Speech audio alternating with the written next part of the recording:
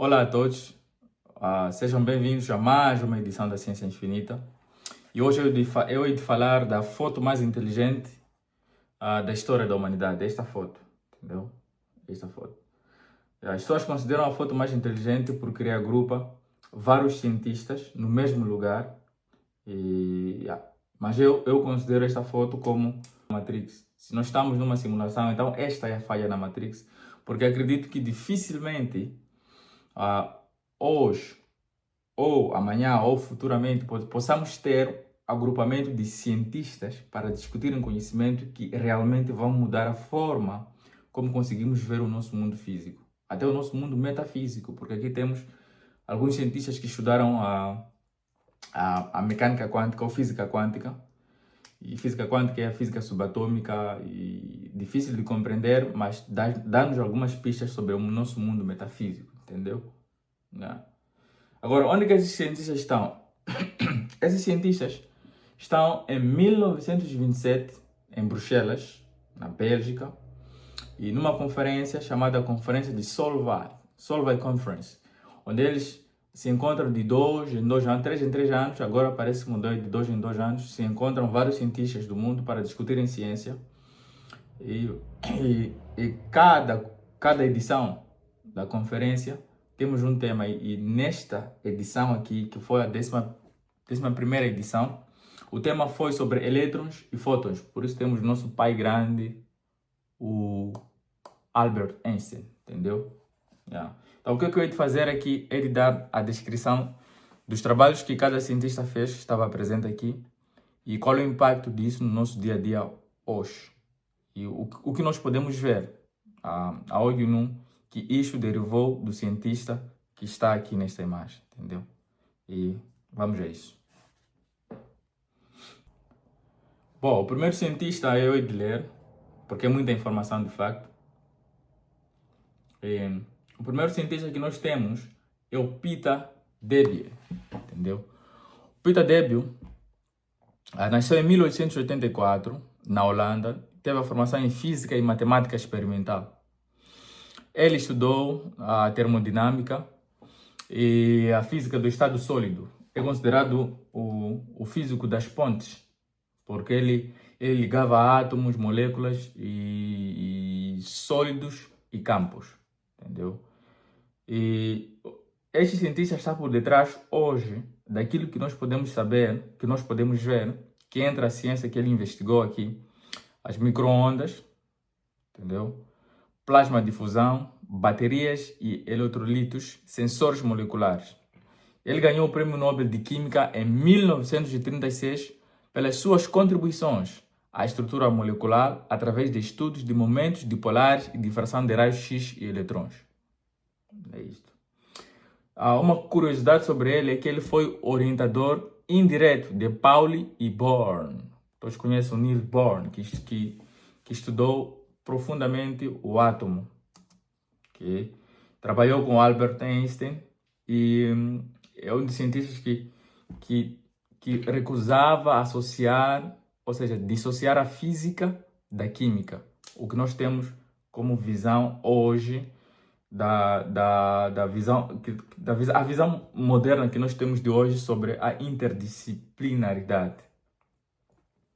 O segundo cientista, Irving Langmuir, nasceu nos Estados Unidos em 1881 e é formado em Química e Física. Curiosidade sobre esse cientista, este é um cientista que não esteve na academia, ele fez seus trabalhos no laboratório de pesquisa da General Electric, a atual hoje Baker Hughes, entendeu? E ele pesquisou plasma, termodinâmica e ciência atmosférica. Foi ele o primeiro cientista que trouxe o termo plasma em física, entendeu? Plasma é um estado da matéria. Como nós temos estado físico, estado líquido, sólido e gasoso, plasma é um outro estado da matéria que nós podemos ter que nós podemos ter na matéria, entendeu? E isto ele trouxe algumas visões que nós temos hoje. É por isso que a General Electric ou Baker Hughes fala tanto da transição energética. esse termo transição energética, materiais avançados, tecnologia limpa, derivou das pesquisas deste senhor aqui. E ganhou um prêmio Nobel de Química em 1932. Entendeu? Yeah.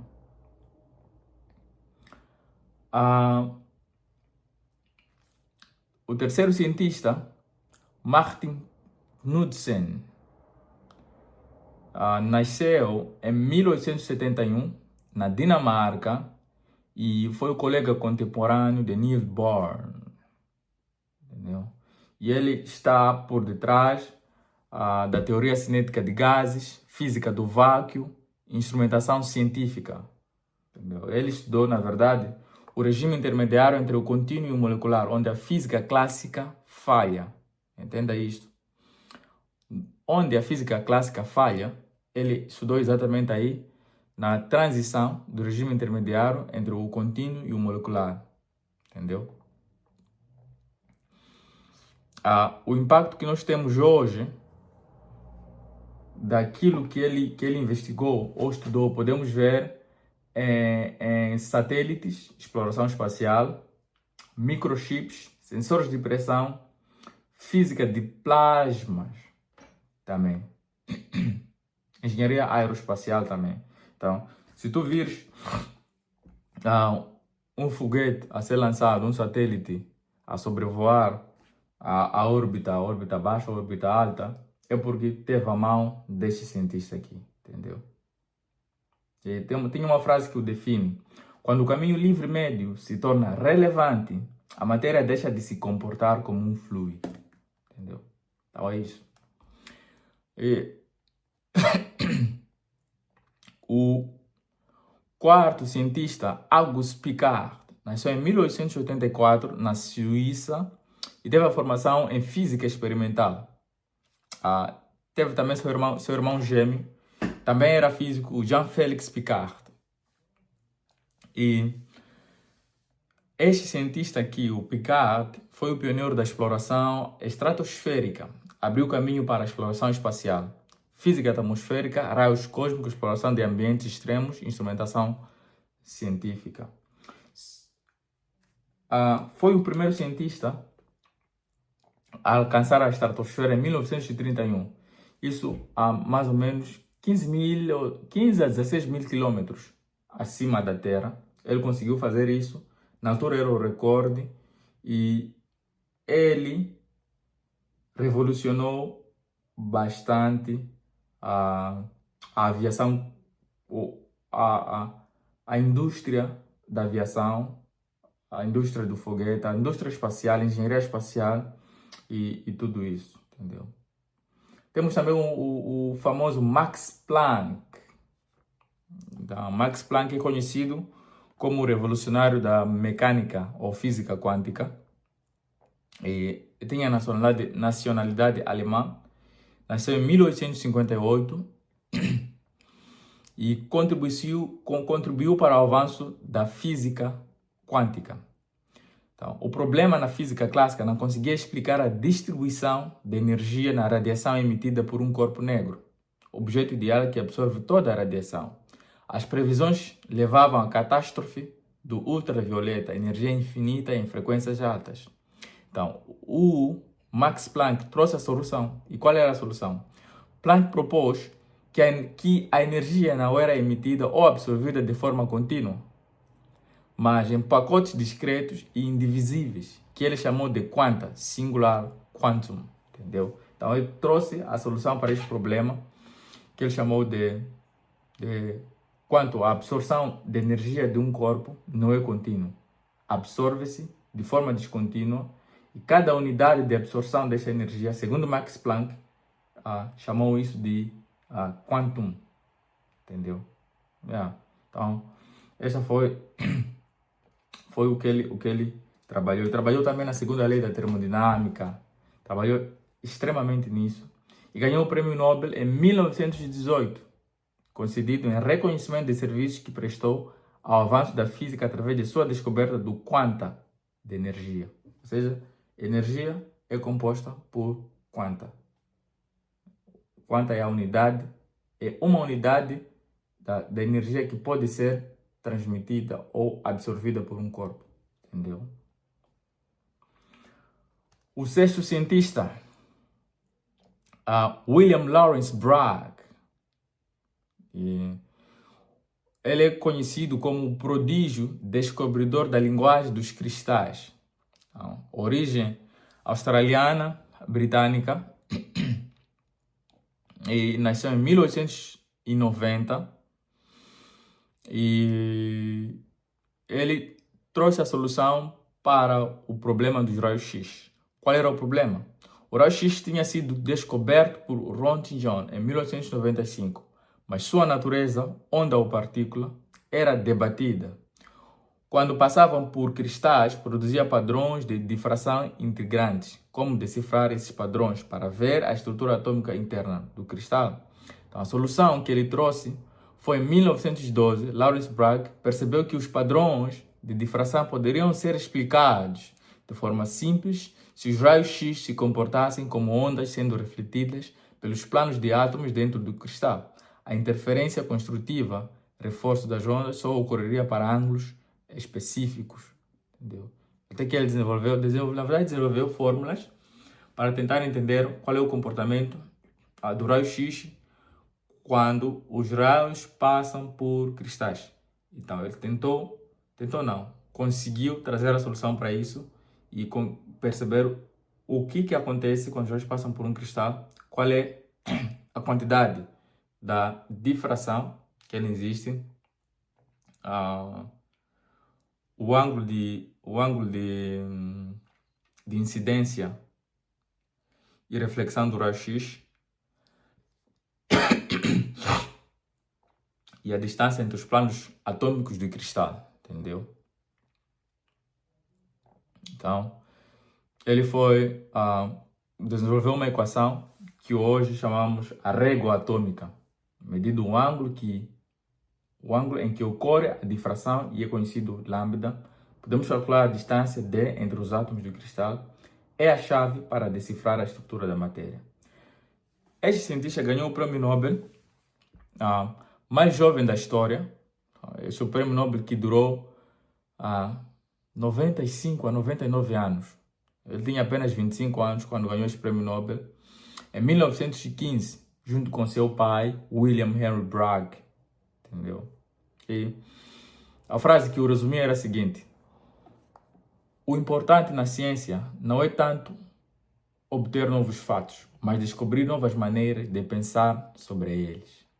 Era extremamente gênio esse senhor, esse menino na altura, né? O sétimo, temos Emile Herriot, que foi apelidado como o observador do mundo invisível. Entendeu? Ele era francês, e nasceu em 1885, isto em Paris. E ele estudou a radioatividade e física nuclear. Entendeu? Suas contribuições mais reconhecidas foi exatamente nisto. Foi também especialista em medições, desintegração beta, visão sobre o planeta, entendeu? Então, é isso. E, infelizmente, Emile Herriot não ganhou nenhum prêmio Nobel até então, mas sua carreira foi uma carreira que trouxe grandes avanços científicos para o mundo acadêmico e para o mundo em geral, para a forma como nós compreendemos o mundo, entendeu? E o número 8, temos o Paul Henry Fess, o crítico socrático da revolução quântica, entendeu? Era da nacionalidade austríaca, nasceu em 1880 e o papel que ele tinha era como se fosse o mais crítico, entendeu? O clarificador e o crítico dos artigos e das ciências que surgiam por aí. Enquanto, na verdade, outros cientistas como Einstein, Bohr, eram eram inovadores, traziam novas ideias, novas pesquisas, inovação para a ciência. Este cientista aqui, Paul Henry Fess, ele, na verdade, o que ele fazia era de se simplificar as equações complexas de outros cientistas, torná-las mais simples, mais fáceis e compreensíveis. Este era o papel dele, entendeu? Então, não ganhou nenhum prêmio Nobel, mas seu legado e sua influência na ciência ou na academia foi muito, muito importante. Ele tinha uma frase muito importante que dizia o seguinte: o principal é sentir com força os problemas fundamentais e lutar com eles persistentemente, em vez de se perder em uma especialização precoce. Entendeu? A próxima cientista é a Marie Curie. O seu nome, na verdade, é Marie Sklodowska-Curie. Foi uma das pioneiras da radioatividade e uma força da natureza. E feliz ou infelizmente, foi a única mulher que esteve na época naquela conferência e a única mulher que se destacou na altura dos maiores cientistas do universo. Então, ela era polonesa, mas posteriormente nacionalizou-se francesa. Nasceu em 1867, isso na Polônia, e emigrou para Paris, isso durante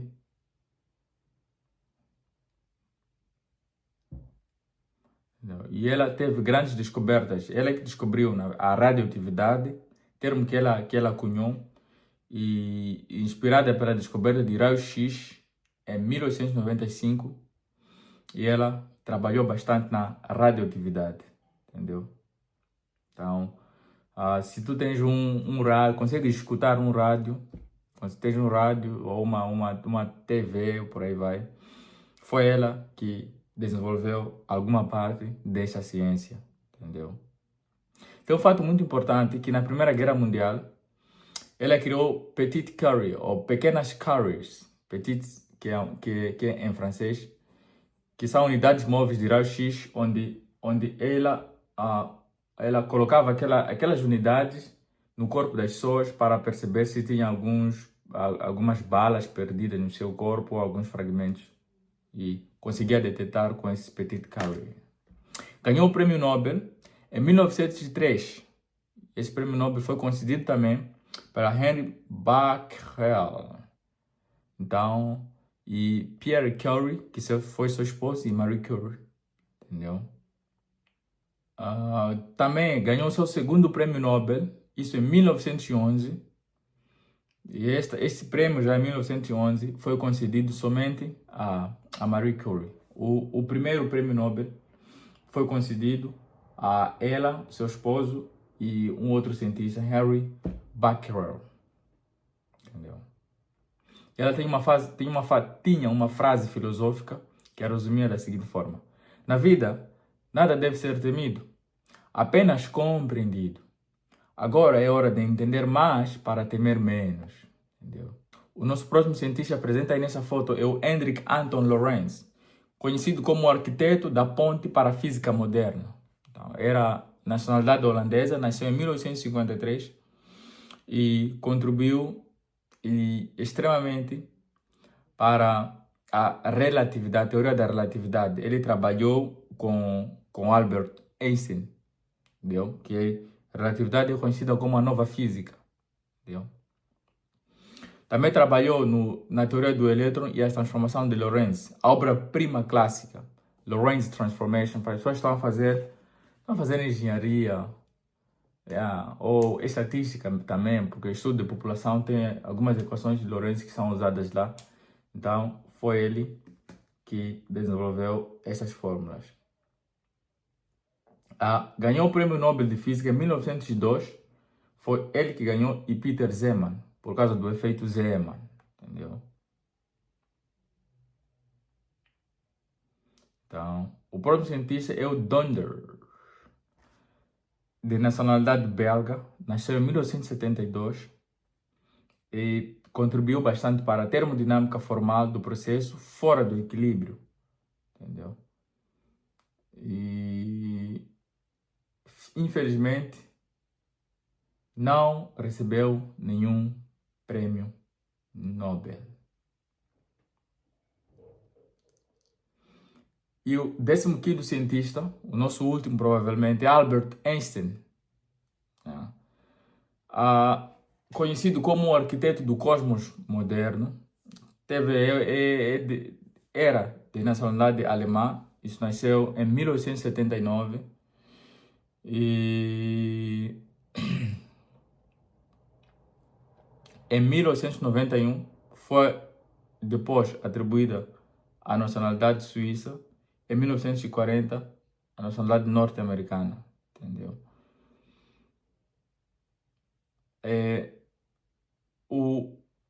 Em 1905, conhecido como Annus Mirabilis, ano miraculoso, foi um ano em que Einstein publicou quatro artigos que mudaram a física para sempre, entendeu? O primeiro artigo foi sobre efeito fotoelétrico, segundo artigo, movimento browniano, terceiro artigo, relatividade restrita, entendeu? E o quarto artigo foi sobre a inércia do corpo, que aquela equação famosa de energia igual a massa, aceleração, a velocidade da luz ao quadrado, que chamava-se a inércia de um corpo depende do seu conteúdo de energia. Então, era basicamente outro. Mas a coroa, aquilo que coroou Einstein como o grande Einstein, foi a teoria da relatividade geral. Isso em 1915, entendeu? Que infelizmente não chegou a ganhar prêmio por causa disso, porque na altura essa teoria da relatividade era meio duvidosa, as pessoas não acreditavam muito, não tinha muita matéria e não havia muitas possibilidades de provar isso. Hoje nós temos como provar a teoria da relatividade, mas antigamente era praticamente impossível de provar. Porém, ele já vinha com essas ideias desde cedo. Mas ele ganhou o prêmio Nobel em 1921 por um outro estudo que é a descoberta do efeito fotoelétrico, entendeu?